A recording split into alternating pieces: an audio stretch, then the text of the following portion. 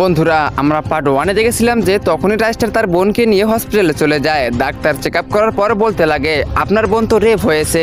এটা শুনে রাইস্টারের মাথায় আকাশ ভেঙে পড়ে আর সে কান্না করতে লাগে। তারপর সে রাগ করে বলে আমি আর বদলা নেব। তারপর সোজা পুলিশ স্টেশনে চলে যায় আর পুলিশকে বলে হোয়াইট 444 আমার বোনের সাথে অন্যায় করেছে, এটার একটা কেস লেখেন। এসব শুনে পুলিশ হাসতে শুরু করে আর বলতে লাগে আর তুমি কি পাগল হয়ে গেছো, ও মিনিস্টারের ছেলে, কেস লেখার আগে 10 বার ভেবে নিও। তারপর রাইস্টার বলতে লাগে না এভাবে হবে না, আমার নিজের বদলা আমাকে নিজেই লড়তে হবে, ওরা তো টাকার গোলাম। তারপর এই বলে তার পুরনো এক বন্ধুকে ফোন লাগায়। রাইস্টারের কোনো ভাই নাই, তাই তার বন্ধুই তার ভাইয়ের মতো, এই বিপদে তার ভাইই তার পাশে থাকবে। তারপর রাইস্টার আর তার বন্ধু মিলে রেডি হয়ে রাস্তার মাঝখানে দাঁড়িয়ে থাকে। হোয়াইট 444 আর তার বন্ধুর অপেক্ষা করতেছে, তাদেরকে পেলেই তারা একেবারেই মেরে ফেলবে।